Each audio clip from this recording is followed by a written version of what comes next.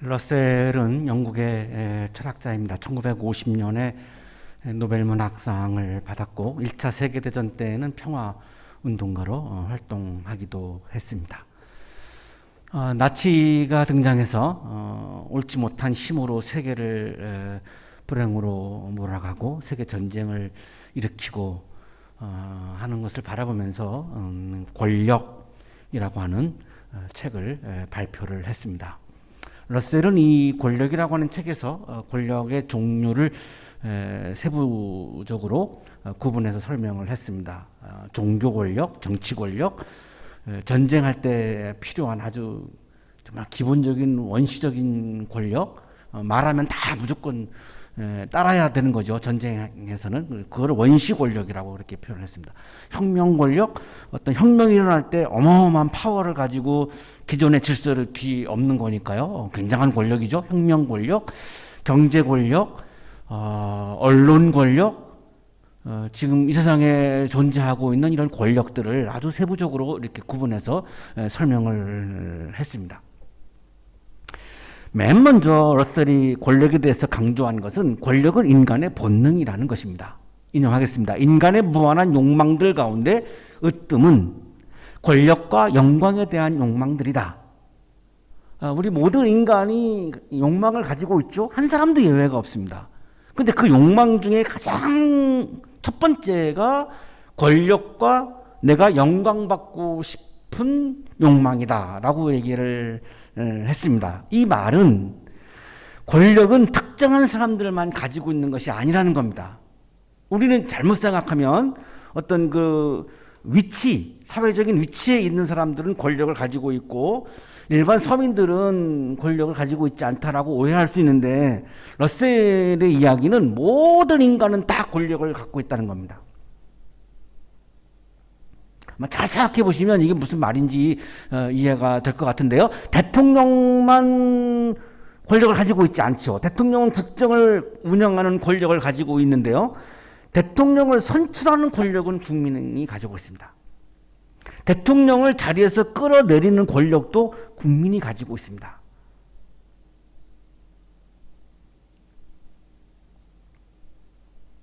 여기 연주자들이 이제 많이 계시니까 자꾸 제가 연주자 분들의 예를 자꾸 들어야 하는데, 연주자의 권력은 뭐죠? 선곡을 내가 하는 거, 내가 권력입니다. 그죠? 누구도 간섭할 수 없어요. 그죠?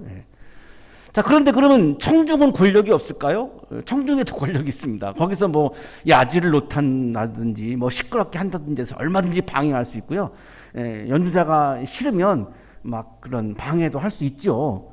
그러니까 이게 한쪽에만 권력을 가지고 있는 것이 아니라 모든 인간은 다 권력을 가지고 있다라고 하는 것을 전제로 하면서 이 권력에 대한 이야기를 러셀이 이렇게 전개해 갑니다. 자, 성직자도 권력을 가지고 있다고 얘기합니다. 성직자는 없어야 될 것 같잖아요. 그런데 제 4장에서 성직자의 권력을 설명을 합니다. 인용하겠습니다. 그리스에 존재했던 그런 종교적인 세력은 신탁, 특히 델피의 신탁에 주로 집중되어 있었는데 델피에서는 무녀가 무아의 경지에 빠져 아폴로에게 영감을 받아 해답을 전해주고는 했다. 델포이라고 하는 도시가 있습니다. 그리스에. 거기서 신탁을 받아요. 그러니까 신의 계시를 받아요. 누가 받느냐? 그 여사제예요. 그러면 그거를 시민들한테 얘기합니다. 그러면 시민들은 그거를 따라야 합니다. 신의 계시이기 때문에. 그러면 이 권력을 누가 갖죠? 그 여사제가 갖습니다. 얼마든지 그거는 여사제가 자기의 의도를 그 신의 계시 속에다가 포함할 수 있으니까요.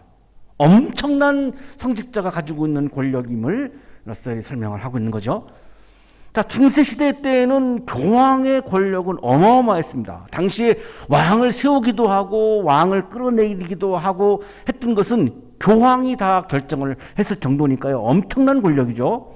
그레고리우스 7세의 등극과 더불어 시작된 유대한 교황권의 시대는 클레멘트 5세가 아비뇽으로 교황청을 옮길 때까지 1073년부터 1306년까지 지속되었다. 그 교황의 무소불위의 권력은 굉장했는데 이제 약화가 되어 갖고 오늘에도 그 권력은 아직도 남아 있습니다. 아직도 굉장한 위력을 가지고 있죠. 5장에서는 왕의 권력, 6장에서는 전쟁을 위해서 필요한 원시 권력, 명령하면 다 무조건 따라야 되는 토론이 불필요한, 7장에 가서는 초기 기독교가 유대교에 대해서 저항해서 나온 거거든요. 그러니까 유대교라고 하는 어마어마한 권력을 맞선 거니까 초대교회의 권력도 굉장한 권력으로 봐야 합니다. 종교개혁, 마틴 루터의 종교개혁은 엄청난 권력을 쥐고 있는 로마 교황청에 대항한 거니까요. 굉장한 권력입니다. 프랑스 혁명, 왕을 끌어내린 거죠. 이게 이제 민주주의의 시작인데요. 왕을 끌어내린 정도의 권력이라면 이건 어마어마한 거죠. 러시아 볼셰비키 혁명 마찬가지죠. 이런 혁명 세력들의 권력을 제7장에서 이야기를 하죠. 우리나라도 여러 가지 많은 그런 혁명들을 우리가 경험했는데요. 굉장한 힘이죠. 8장에 가면은 이제 경제 권력을 설명을 하는데요. 경제 권력도 자본가가 가지고 있는 권력이 있고 노동조합이 가지고 있는 권력이 있어서 늘 이 두 세력이 갈등을 하면서 가고 있죠.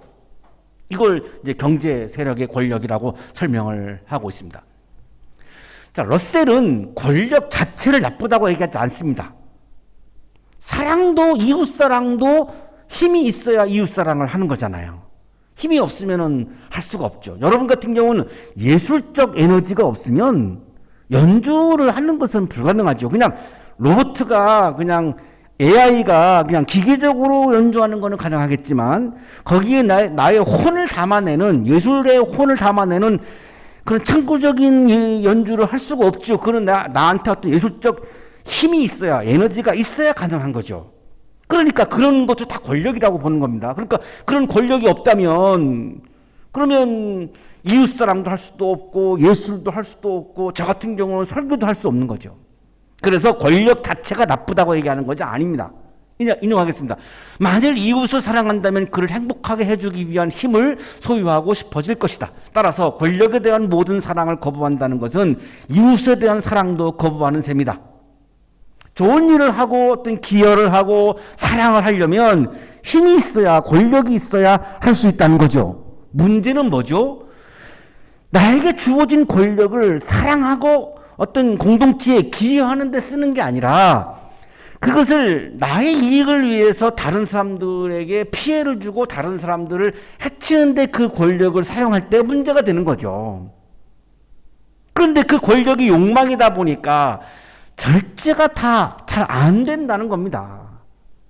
자, 그 예를 히틀러로 드는 거예요. 이 책을 발표한 게 1938년입니다. 그러니까 독일에는 히틀러가 등장했고 이탈리아에는 무솔리니가 등장을 해서 어마어마한 파시즘의 이런 그 권력을 행사할 때니까 그 권력은 나쁜 게 아닌데 자 봐라, 히틀러를 봐라. 이게 자기에게 주어진 권력.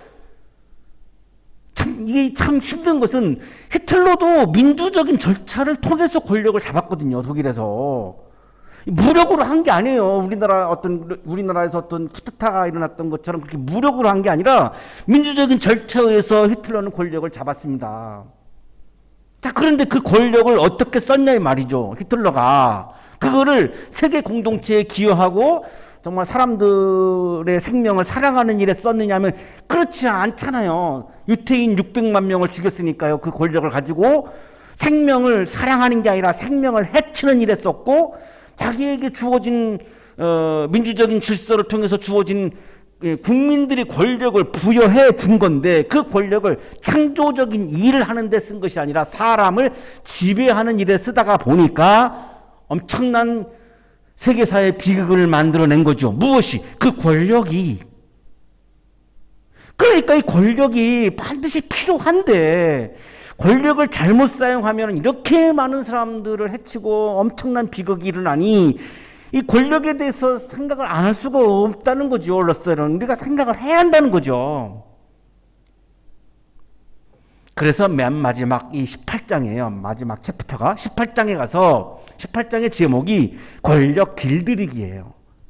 맨 마지막에 러셀의 결론은 그거예요. 우리 모두가 나에게 주어진 권력을 우리 스스로 길들여야지, 길들이지 못하면 내게 주어진 권력으로 다른 사람을 해치게 된다는 거죠. 왜? 힘이니까. 권력이란 힘이잖아요. 힘을 내가 잘못 사용하면 다른 사람에게 피해가 가고 다른 사람을 해치게 되잖아요. 이거 스스로 이거를 길들인다라고 하는 게 마지막 결론이에요. 인용하겠습니다. 권력을 길들이는 문제는 아주 오래된 것이다. 도교에서는 그것을 해결할 수가 없는 문제라고 생각해서 무정부 상태를 내세웠으며 아예 정부가 없어야 된다라고 하는 게 도교의 입장이에요. 정부가 있으면 정부가 가지고 있는 힘이 길들여지지 않기 때문에 그 힘으로 국민들을 해친다는 거죠. 이 교회에서는 권력을 장악한 사람들을 중용과 자비를 갖춘 현인으로 바꿔놓을 수 있는 어떤 윤리적인 통치 훈련에 의존했다. 이 교회에서는 공자 같은 사람이 통치자가 돼야지, 안 그러면 권력을 절제하지 못하기 때문에 비극이 생긴다. 이런 주장이죠. 플라톤도 마찬가지였어요. 플라톤도 철학적인 훈련을 받은 철학자가 통치해야 된다가 플라톤의 결론이에요. 이 철학적인 훈련을 받지 못한 사람이 정치를 하게 되면 자기에게 주어진 권력을 이게 내 개인적인 소유라고 착각을 하고 이거를 길들이지 못하고 절제하지 못하면서 결국은 국민들을 비극으로 몰아간다는 거예요. 다 여기 동서양의 이 지혜자들이 다 일치하는 부분이에요. 이거를 러셀은 이렇게 표현한 거죠. 권력 길들이기. 우리 모두는 욕망으로 권력을 가지고 있는데 우리 모두가 스스로 권력을 길들이는 훈련을 하지 아니하면 나에게 주어진 권력을 가지고 다른 사람들을 해칠 수밖에 없다. 이렇게 결론을 내린 거예요. 예수님은 어떻게 했을까요? 예수님도 엄청난 권력, 하나님의 아들인데요. 병자들을 고쳤죠. 악한 영을 내쫓았죠. 어마어마한 인파가 예수님을 따라다녔죠. 당시에 굉장한 권력을 갖고 있었죠. 예수님은 자신의 권력을 길들이기 위해서 선택한 방법이 기도였습니다. 그래서 벳단터에 가서 겟세마나 동산에 가서 끊임없이 혼자 기도합니다. 뭐라고 기도했죠? 나라와 권세와 영광이 영원히 아버지의 것입니다. 자, 여기 권세가 바로 파워, 러셀이 말하는 권력입니다. 모든 나라, 모든 권력, 모든 영광. 러셀이 아까 욕망에서 가장 으뜸되는 게 권력과 영광이라고 그랬잖아요. 여기 예수님의 기도에도 그냥 그대로 나오죠. 나라와 권세와 영광은 영원히 아버지의 것입니다 라고 기도하면서 자신에게 주어져 있는, 본인이 의도하지 않았는데도 주어져 있는 권력을 스스로 길들이신 겁니다. 그런데 오늘의 성서일과 사무엘하 11장은 주인공이 다윗 왕인데 다윗 왕은 자신에게 주어진 권력을 길들이지 못한 부분을 오늘 우리들에게 말씀해 주고 있습니다. 예수님이 스스로 권력을 길들인 것과는 아주 대조적인 모습입니다.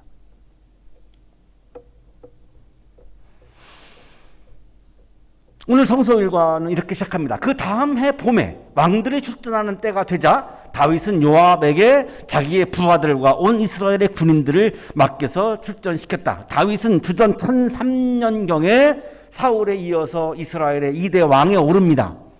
왕이 가지고 있는 권력은 엄청나죠. 러셀도 챕터 4에서 왕의 권력에 대해서 얘기했는데요. 문제는 우리가 이미 말씀을 나눴습니다만 하나님은 반대한 거를 우겨서 왕을 만든 거죠. 그 2대가 다윗 왕이고요. 이 다윗 왕이 통치할 때에 이스라엘과 암몬 사이에 전쟁을 했습니다. 이 전쟁을 왜 했냐면 당시에는 국가의 부를 확장하는 방법이 유일한 전쟁밖에 없습니다. 자, 지금은 우리가 물건을 만들어서 수출해가지고 우리 국가의 경제를 더 풍성하게 하고 국민들을 잘 살게 하지만 그 당시에는 무역 같은 게 하는 게 아니기 때문에 오로지 전쟁을 해서 다른 나라를 침범해서 뺏어야 국가 경제를 더 확장할 수 있기 때문에 그게 유일한 방법이 전쟁이에요. 그래서 여기 지금 본문에 보시면 왕들이 출전하는 때가 되자, 이게 무슨 말이냐면 의무적으로 정기적으로 왕이 전쟁에 출전해야 하는 게 있습니다. 그러니까 국가를 위해서. 이거 의무예요. 왕의 의무예요. 해도 되고 안 해도 되는 게 아니에요. 반드시 왕이 출전을 해야 돼요. 국민들을 위해서. 그런데 어떻게 했습니까? 다윗이 출전을 안 했어요. 그리고 부하 장군 요압에게 모든 군인들을 다 맡겨서 대신 출전을 시켰다. 이런 말씀이에요. 그러니까 지금 처음부터 다윗은 원칙을 지금 어기고 있어요. 어떻게 어기죠? 왕이니까. 자, 이게 바로 권력을 길들이지 못한 부분을 첫 번째부터 우리들에게 지금 보여주고 있어요. 원칙을 지켜야죠, 왕도. 대통령도 법을 지켜야 되는 거 너무나 당연한 거 아니겠습니까? 근데 왕에게 주어져 있는 권력을 가지고 자기는 이거를 어겨버린 거죠. 암몬이라고 하는 나라는 지도에서 지금 보시고 계시는데, 이스라엘 동쪽에 있습니다. 지금으로 말하면 요르단입니다. 요르단에 해당하는 나라인데요.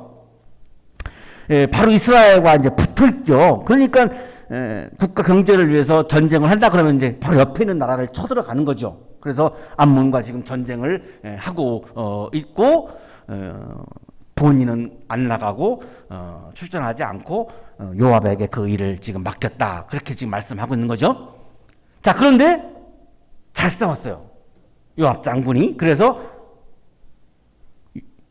이 암몬의 수도인 납바를 완전히 포위했습니다. 굉장히 이제 승기를 잡은 거죠. 근데 그 시간에 다윗은 예루살렘에 머물러 있는 겁니다. 다윗이 낮잠을 잡고 일어나가지고 왕궁의 옥상에 올라갑니다. 그 왕궁이 굉장히 높죠.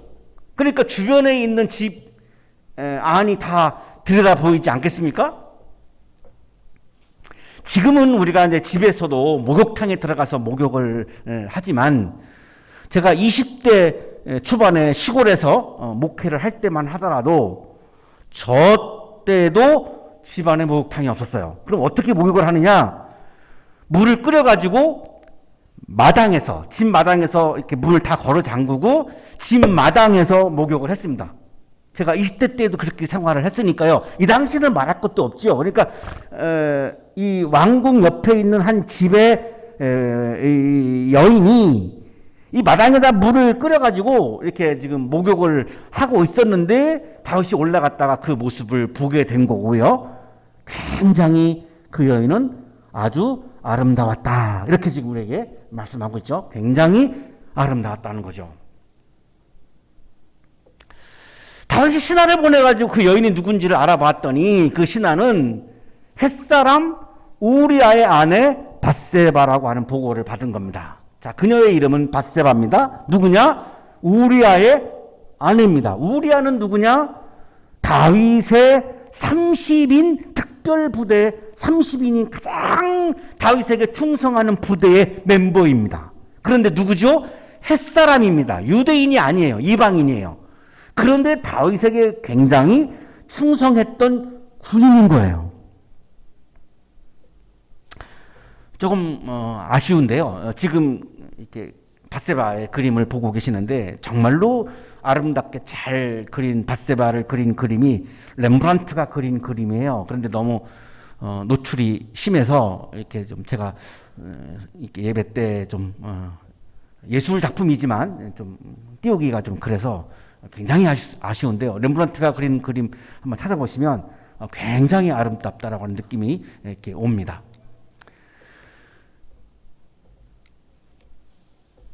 창세기 10장 15절에 가나안은 맏아들 시돈을 낳고 그 아래로 헷과, 그러니까 가나안이라고 하는 사람의 둘째 아들인데 가나안은 유대인이 아니라 이방인이에요. 그러니까 이 우리아는 유대인이 아닌데도 불구하고 다윗에게 굉장히 충성하는 뛰어난 군인이었고, 지금 이 시간에도 요압 장군 밑에서 암몬과 전쟁을 충실하게 하고 있는 군인이었던 거죠. 다윗이 사람을 보내가지고 그 밧세바를 왕궁으로 데려왔고, 그리고 밧세바와 정을 통했습니다. 자, 그런데 그 여인은 마침 부정한 몸을 깨끗하게 씻고 난 다음이었다. 이 말씀이 뭐냐면 생리가 끝난 이유다. 이 말씀이에요. 그럼 생리가 끝난 이유이기 때문에 남편의 악일 수는 없는 거죠. 이거를 지금 이렇게 말씀하고 있는 거예요. 도저히 이거는 불가능해요. 남편의 아기를 임신하기는 생리적으로 불가능하다는 거예요. 생리가 끝난 다음이었으니까요. 그래서 밧세바는 이제 집으로 돌아갔는데 얼마 뒤에 이제 임신을 하게 된 거죠. 그래서 사람을 보내서 내가 임신했다고 다윗에게 이제 알렸습니다. 여기에 대해서는 신학자들이 논란이 많습니다. 그냥 뭐 재미있는 논란이기도 한데요. 한쪽에서는 밧세바는 이 왕의 권력 때문에 성적으로 피해를 본 여성이다라고 보는 입장도 있고요.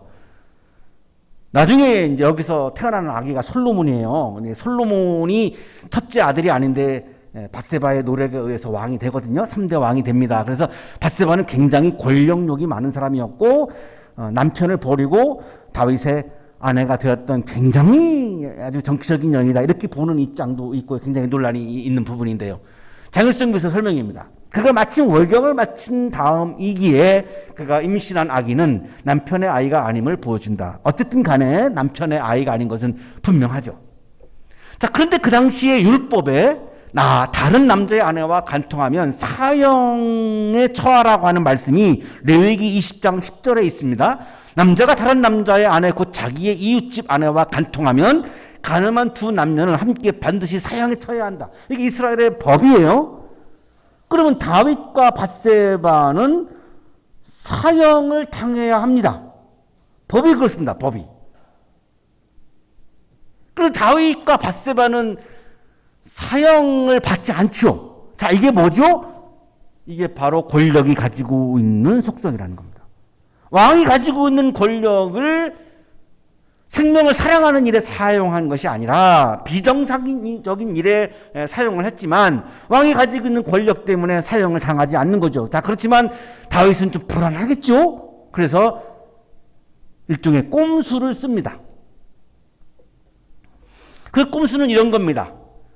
다윗이 임신했다라고 하는 그 소식을 듣고 이제 부하 장군 요압에게 전가를 보내요. 우리아를 왕궁으로 보내라. 그래가지고 이제 요압이 우리아를 다윗에게 보내죠. 그래서 이제 왔어요. 우리아가 오니까 다윗이 이제 전쟁에 대한 안부도 묻고 이 전세가 어떤지도 묻고 이렇게 이제 편안하게 대화를 이제 합니다.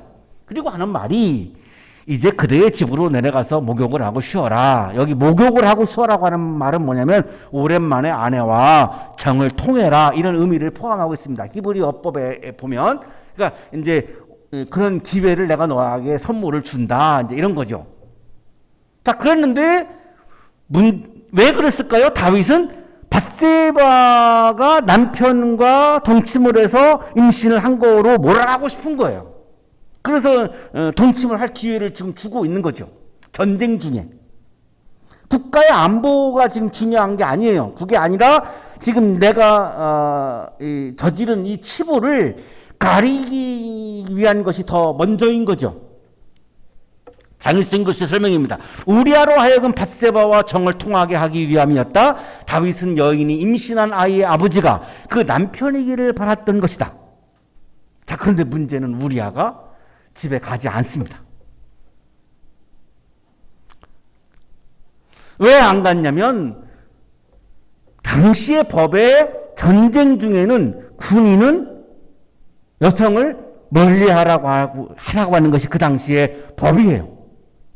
그래서 우리아가 나는 그 법을 어기고 갈 수가 없습니다. 지금 한참 전쟁 중인데 내가 집에 가서 아내와 부부관계를 맺고 어떻게 내가 군인이 그럴 수 있습니까? 어떤 굉장히 정말 충직한 군인입니다. 이 우리아가. 사무엘상 21장 5절에 나와요. 원정길에 오를 때에 그렇게 하듯이 이번에도 우리는 2-3일 전부터 여자와 가까이 하지 않았습니다. 군인들은 전쟁 이틀 3일 전부터 아예 여성과 함께 있지 못한다라고 하는 게 그 당시에 군인 규정입니다. 그러니까 우리아는 지금 규정을 따르고 있는 거죠. 당황스럽죠, 다윗이? 그러니까, 자, 그래, 그러면 오늘은 날이 저물었으니 그냥 궁궐에서 자고, 자, 내일은 정말로 내가 배려할 터이니, 집에 가서, 아내를 만나고, 이렇게 해라. 다시 한번 이제 그렇게 이야기를 했는데, 우리아가 그 다음날도 집에 가지 않습니다. 우리아와 밧세바가 동침하게 하려고 하는 다윗의 계획이 이루어지지 않은 거죠. 일종의 꼼수가 실패한 거죠. 다음날 아침 다윗이 요압 장군에게 편지를 씁니다. 그리고 우리아 편에 보내요. 그 편지의 내용이 이렇습니다. 너희는 우리아를 전투가 가장 치열한 전선으로 앞세우고 나아갔다가 너희만 그의 뒤로 물러나서 그가 맞아서 죽게 하여라. 다시 한번요. 너희는 우리아를 전투가 가장 치열한 전선으로 앞세우고 나아갔다가 너희만 그의 뒤로 물러나서 그가 맞아서 죽게 하라. 작은 방에 싸움터에 보내고 치열하게 싸우다가 다른 군인들은 다 빠져라. 우리아만 남겨놓고. 이게 다윗이 요압 장군에게 쓴 편지입니다. 자, 보세요. 안보가 중요하지 않죠. 전쟁을 하면 이겨야죠. 왕인데, 왕이 이 나라의 책임자인데 전혀 안보가 중요하지 않아요. 우리아가 그렇게 충직한 부하인데도 우리아의 생명이 중요하지 않아요. 뭐가 중요하죠? 사형에 해당하는 범죄를 저지른 것을 이거를 가르려고 하는데 지금 최선을 다하고 있는 겁니다. 심지어는 부하를 죽게 하면서까지. 이거를 러셀은 길들여지지 않은 권력이라고 말하고 있는 겁니다. 이렇게 권력을 길들이지 아니하면 충직한 부하를 죽일 수 있는 이런 비극이 벌어질 수밖에 없다는 거예요. 이게 권력이 가지고 있는 속성이라는 거예요. 장일승 교수의 설명입니다. 다윗이 보낸 편지 내용은 살인 교시이다. 결국 어떻게 됐을까요? 우리아는 전투 중에 사망합니다.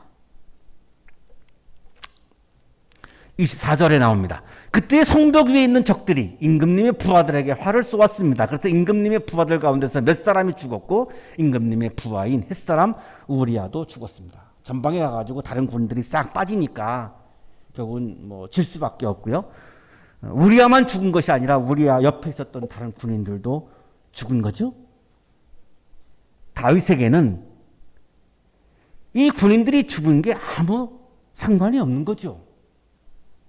이게 권력이 갖고 있는 속성이기 때문에 우리 모두가 이거를 길들이면서 살아야 한다라고 하는 것을 러셀은 강조했던 겁니다. 자, 하나님의 마음은 어떤 마음일까요? 다윗의 이렇게 길들여지지 않은 권력에 대한 하나님의 마음은 어떤 마음일까요? 그래서 조금 더 읽어보면 뒤에 나와요. 장일승 그 설명입니다.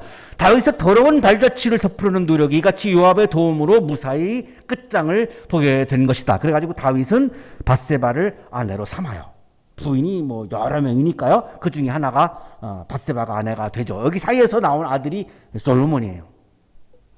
27절에 이렇게 기록되어 있습니다. 애도하는 기간이 지나니 다윗이 사람을 보내서 그 여인을 왕궁으로 데려왔다. 그 여인은 이렇게 하여서 다윗의 아내가 되었고 그들 사이에서 아들이 태어났다. 그러나 자, 이 문장이 중요합니다. 그러나 주님께서 보시기에 다윗이 한 이번 일은 아주 악하였다. 이게 하나님의 마음입니다.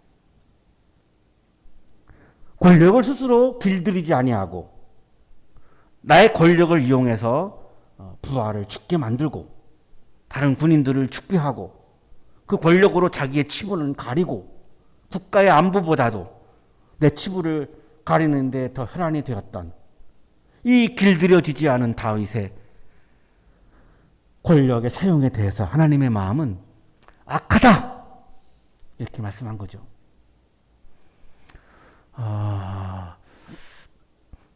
우리가 살아가면서 우리 모두는 권력을 소유할 수밖에 없습니다. 싫어도 산속에 들어가서 나 혼자 그냥 고립돼서 살지 않는 한 내가 누군가와 관계를 맺고 사는 한 권력을 가질 수밖에 없어요. 그 권력을 내가 스스로 길들이지 아니하면 이렇게 악한 삶을 살아갈 가능성이 많다는 거죠.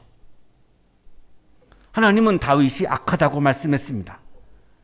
다윗은 자기에게 충성하는 부하를 자신의 치부를 가리기 위해서 고의로 죽게 했습니다. 다윗은 자신에게 주어진 권력을 생명을 사랑하는 일에 사용하지 못하고 생명을 해치는 일에 사용했습니다. 다윗은 자신에게 주어진 권력을 절제하지 못했습니다. 스스로 길들이지 못했습니다. 하나님은 이것을 악하다고 말씀합니다. 우리 모두는 주어져 있는 권력을 하루하루 매순간 매순간 신중하게 내 스스로 길들이며 살아갈 때에 하나님으로부터 악하다라고 하는 말씀이 아니라 네가 살아가는 모습을 보면서 내가 참 기쁘구나, 이런 하나님의 칭찬을 들으면서 살아갈 수 있습니다. 내게 주어진 권력을 잘 길들이셔서 사람들을 기쁘게 하고 하나님을 기쁘게 하는 여러분의 아름다운 삶이 되시기를 주님의 이름으로 축복합니다. 거룩하신 주님, 나에게 권력이 없다고 착각할 때도 많고 내게 주어진 권력을 권리로 주장하고 내 스스로 길들이지 못할 때가 많이 있음을 고백합니다. 우리에게 믿음을 주셔서 하나님의 영광을 위해서, 나의 영광이 아니라 하나님의 영광을 위해서 스스로 하나님께서 주신 권력을 잘 길들이며 하나님의 영광을 위해서 하루하루 믿음 안에서 복되게 살아갈 수 있도록 믿음에 믿음을 더하여 주옵소서. 예수 그리스도 이름으로 기도하옵나이다. 아멘.